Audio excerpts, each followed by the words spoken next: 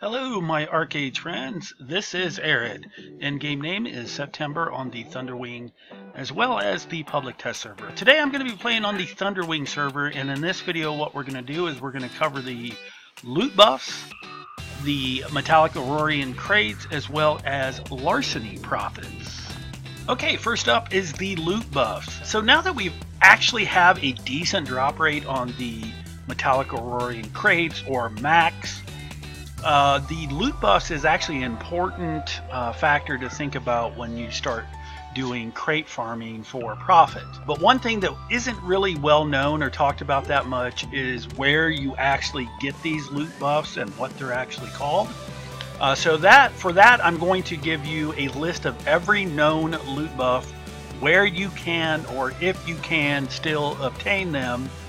And so what we're going to do is we're going to take a look at a spreadsheet and talk about that real quick. Okay, so here we've got a list of all the loot buffs that I know of. Been playing since the game started. There might be a couple that I've missed, but if there are, please put that in the comment section down below and I'll get this list updated.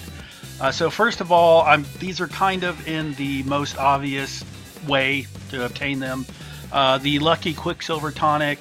Those give a 10% bonus. They're about 4 gold on the auction house. If you can't get them yourself, you can just buy them for gold. Their bound versions were available in like so many events and gift coins. The box breaking. If you have the gift coins from the compensation packages, you could buy them directly out of the marketplace or the cash shop gift coin tab. They're also dropping in RNG boxes, and you can even buy them straight up from the cash shop for 80 credits. So those should be available to everybody. The Greedy Grimoires, those again 10%. Their value right now is about 10 gold. Again, the bound versions were dropping from several events, and they still drop out of RNG boxes, which means you can buy them off the auction house. Greedy Goblin Gummies, those have been getting pretty rare. They do or have dropped in RNG boxes. They were in events like the Holotide events. Those are selling, the tradable versions are selling for about 50 gold each right now. 10% buff, that is. The Greedy Dwarven Elixir, that again is pretty much the same scenario as the Goblin Gummies. They're about 35 gold right now, provides a 10% buff. Here's one that is going to be increasingly hard to find, is the Elixir of Insatiable Greed. And if we can pop over to Archeage here, this is a pink elixir, and it was only available in 2015 during the Winter Maiden Festival. That was the festival that originally introduced Archeage to the box breaking mechanic. Since then we've had 2 iterations of it. The box breaking type things, the Holotide pumpkin boxes that were on Mirage, or pumpkins that were on Mirage, and then this last Holotide where they increased the labor to, what was it, 100 and then 75. At any rate, the Elixir of Insatiable Greed has never returned since 2015. Those were sellable, so if anybody has any of those left, they're going right now for around 50 gold each. And because they're rare, I don't see that being a constant available source. Here's a couple that people probably didn't really pay attention to. The Winter Prosperity Fireworks. Those were coming from the Winter Maiden coins last year in 2016. They provide a 3% buff. They're not tradable. Then you also had the Mystic Festival Fireworks. Those give a 10% buff. However, on these Mystic Festivals, note that it's only a 30-minute buff, not an hour buff, like all the other stuff is. And those were from the Shadow Guard coins back in 2016 and last year. Then also, we just had an event this year, the Enchanted Loot Scooper. Those were available for the ice fishing coins. So that was this year. And then there was this Grand Loot Macaroon, and I don't know, I don't remember this, and I'm not sure if they're confusing that with the Marvelous Chocolate, but I've seen a post where they've talked about this Grand Loot Macaroon. I couldn't find any information on it, so if you have any information, let me know on that. It is supposed to be a 10% buff. Don't know where it came from, sorry. Then also there's this Mist-Song Maverick. It's a title. This title was obtained back in 2016. Tryon did a promotion to try to get new players to come back to Archeage in the Bloodsong Homecoming, and of course if you were already a player, there was a Bloodsong loyalty bundle. Both of them dropped the title token that granted you this title. If you weren't around in 2016, that is not available to you. This is available to everybody, and this is the Marvelous Chocolate. This is a non-tradable 10% buff. This is from the Deserted Cottage. It generates the fountain on the Deserted Cottage. I can show you here on the test server real quick. If you have a Deserted Cottage set up, there's this fountain, and it will spill out on both sides chocolate. You can gather those and you get this chocolate. Where is it at? There it is. It's called a Marvelous Chocolate, and it gives you a 10% loot drop as well as 10% gold. Okay, there's also the Crater Cub. This is actually a retired pet. It's a little pet that follows you around. I've got one on September because I've always been a loot farmer. So if you summon it, you'll notice that you get a 10% XP, 10% gold drop, and 10% loot drop buff. So that's a 10% loot buff. The last time I seen a Crater Cub for sale was 6,500 gold. Then also, everybody should be familiar with this if you've ever done the Battle of Golden Plains or Halcyona. If your side wins, you get a 10% loot buff. By talking to the guy in Sun Gold Inn or whatever that is where you get the buff. If you're in a guild with a level 3 or better, you get a 7% loot drop. It doesn't increase as your guild gets higher, but you do have to be at least a level 3 guild. Also, when a zone cycles to war, you do get a 50% buff, which is substantial. And then finally, I don't think that they're doing this anymore, but there was kind of like an event, I guess, if you could call it that. There was a Leviathan trophy that got spawned in the capital cities whenever somebody was managed to kill the Leviathan on your server or in your region. Depending on that, the buff was either 10 to 20%. If your server killed it, you got, I think, the 20%, and if it was just on your region, you got the 10%. Those were spawned by the GMs, and again, I think those are no longer, that event is no longer applicable. So there's all your loot buffs, and let me break this down and take a look at what it actually means to you. Okay, so I just spent an hour out in Diamond Shores, and this is in my video on the top 10 crate farming spots. But if you go to Diamond Shores and you head out to the area east of the Harani, this is Harani zone here. This area, there's a bunch of what they call time-locked creatures. They spawn pretty close together. They're easy to kill, and if you're out in this area, that's where I did this farming. Okay, so after 1 hour of 80% loot buff, and how I got that 80% was Lucky Quicksilver, Bound Greedy, Grimroar, the gummies, the Dwarven elixirs, and I need to thank Sea Tree from Thunderwing. He gave me 4 Goblin gummies and 4 Dwarven elixirs, which really pushed it up for me. Then I also turned in all my Shadow Guard and my Winter Maiden coins and my Ice Fishing coins, and I got the Winter Prosperity fireworks, the Mystic Festival fireworks, as well as the Enchanted Loot Scoopers. So I had all these buffs plus my Crater Cup on, and I'm going to throw up a screenshot here to show you my loot drop percentage. Of course, my guild is level 8, so I do have that. And I wasn't using the Mistong Maverick title, but I think I might try that. Okay, so what ended up happening in 1 hour? This is 1 hour of farming Diamond Shores. You can see I got close to 500 Prince's Coin Purse. Just going to delete those. Then you've got a lot of Lost Garden weapons and armor. You can sell those to the merchant if you so choose. And then I also, this is where the profit is from.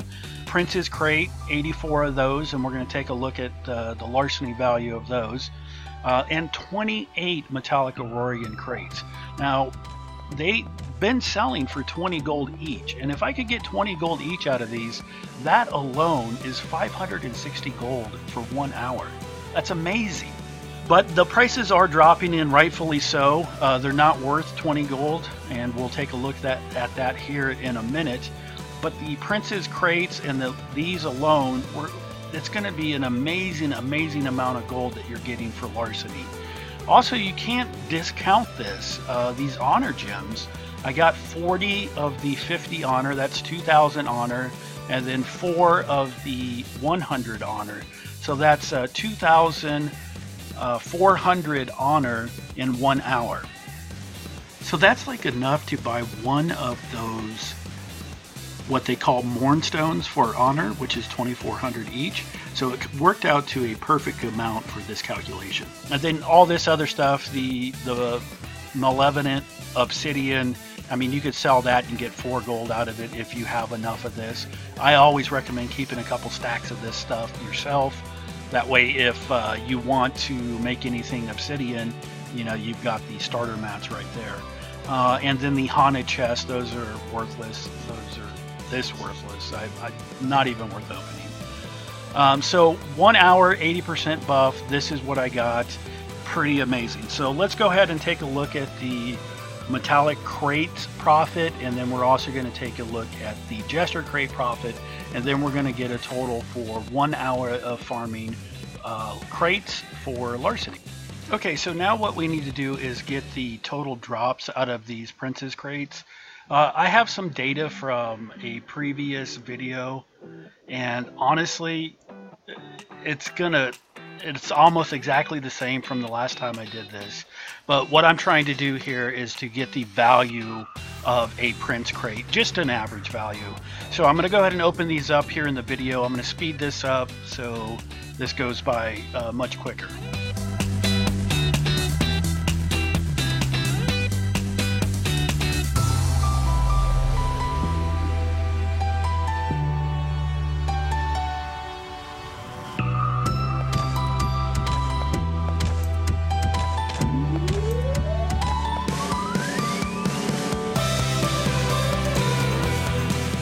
Alright, so now that we got all that stuff opened up, let's just do some real quick calculations to find exactly how much everything is worth. And so we'll go through this using a spreadsheet.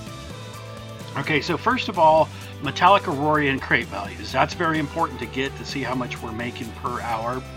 So what I did is I collated some data. My personal opening of these chests on the live Thunderwing server.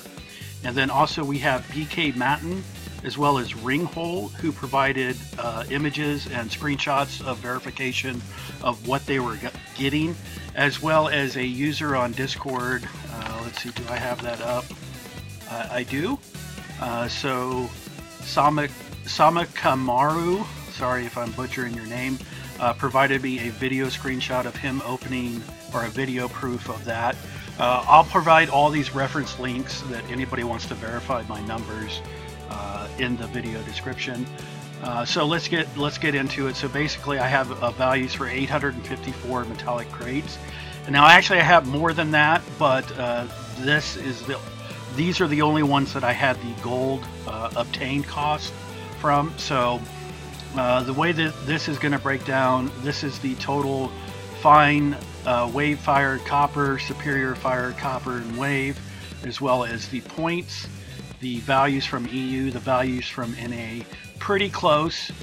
So you get the average crate value on both of these servers between 29 and 30 gold, but here's the big difference is you have to open those up, and the silver key cost on North America is only 14 gold, whereas EU is almost 22 gold per key, and so that gives you the break-even crate value that I'm personally using at 15.64 for North America, and if you're EU, you're like 7.5 gold. So that is what the crates are worth. That is what they're worth. Now you can sell them for about 2 gold more. You know, people do like to gamble, so you can just sell the crate straight out for 2 gold more. You get 17.8 on North America or 9.5-ish on EU. Then we're going to take a look at the Prince crates, not the Crints. The Prince crate values. This is all pretty similar to what I've done before, but here is what it's coming out to. The average crate value for North America is 2.82 or 2 gold, 82 silver, 53 copper. This is how I got it. This is all the stuff that dropped. The quantities and the totals, these values are from North America. EU will be slightly different.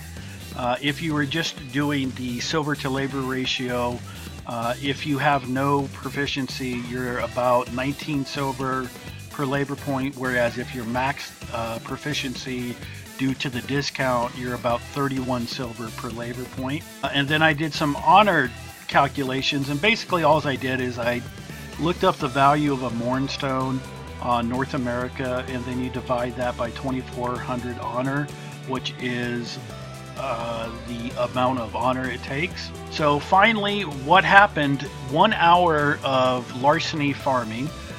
First of all, you have to discount any buffs, pots that you use, and here you've got the Quicksilver, the Greedy Grimoire, the Goblin Gummies, and the Dwarven Elixir. Although I am using bound versions that I got from past events. Had I been using a real version, that's what I would have costed me. I can put in here free. It doesn't really matter. I want to show you if you had to buy all these items, this is what it's going to cost. Now I can't put in a value for the firework or the Mystic Festival fireworks or the Crater Cub because those are just free. Use your tokens and buy those if you want. You can calculate this however you want, but the total for me, also I just need to point this out. I use the Daru Warrior chest, and these are what you get from, you can still get them as of this month from the login at 5 days and 10 days. You get these Adventure Support Pack and the Veteran Support Pack. The Adventures gives you 3 of the Daru's Warrior chest if you so choose, and the Veterans gives you 5 of them. As you can see, I have 29 of them in lieu of using Kingdom Shadow, the Unstoppable books, and the ruins that you used to be able to craft that you can no longer craft. Those are very expensive, but instead of using that, you get these basic same effects from using these Daru Warrior boosts. You get basically 1 hour worth per chest, and you can get, this month I was able to get 8 of them for free. So I'm not valuing those at anything. If you use buffs, go ahead and value them. I personally, the only thing that I actually used besides the loot drops was I used 10 sandwiches, 36 silver each on my server, North America. Okay, so what it's coming out to, the total gold that I will be making, the Metallic Aurorian Crate, I got 28 of those. Just going to sell them straight up on the auction house. That's going to be 500 gold. Easy. The Prince's Crate, 237 gold. And then the Honor, another 80 gold. That's going to give me a total of 820 gold. Minus 100 gold basically. So I'm sitting at a total profit for 1 hour of crate farming at 716 gold, 36 silver, 99 copper. 1 hour crate farming, North America. This was done during wartime. So I'm just saying this is an amazing, amazing amount of gold. Okay, so you saw me open up the crates. You looked at how I'm calculating everything. You can change those numbers. The spreadsheet will be available in the description. You can change those numbers, fiddle with it however you want. But right now, due to the value of these metallic Aurorian crates, it is just a windfall of gold if you do crate farming. If you're not doing it, you know, that might not be your thing. I'm just saying, if you're looking at making gold, that is where it's at. Now, I want to add one last thing. 28 metallic Aurorian crates in 1 hour of diamond short farming. I've done crate farming several hours. I've been in Aegis, I've been in Whale Song, I've been out of war, in war. This is the most crates that I have gotten. And the only reason I got so much is because I had all these loot buffs. I didn't use this one. There's other ones that I could be running and even get this greater. I could set up a deserted cottage house. I could do my crate farming after Halcyona War. If we happen to win, I can get that 10% buff. So if there's anything that you can do to maximize your buff at this very time of this video, and because of the value of these metallic Aurorian crates, it is absolutely worth it. As more people follow this advice and the value of the silver keys goes up and the value of the crates go down, yes, it's going to be less and less profitable. But now is the time to strike. Take advantage of it while you can. That's pretty much it for this video. This is Arid, in-game name, September, on Thunderwing as well as the public test server. This data is from Thunderwing server. So I hope you guys enjoyed it. Hope you learned something. The goal of this video is to be informative and helpful. If I have achieved that goal, please remember to like and subscribe on your way out. You can follow me on Twitch, Twitter, as well as Discord, and all that information will be in the video description. Until next time, this is September saying, be well.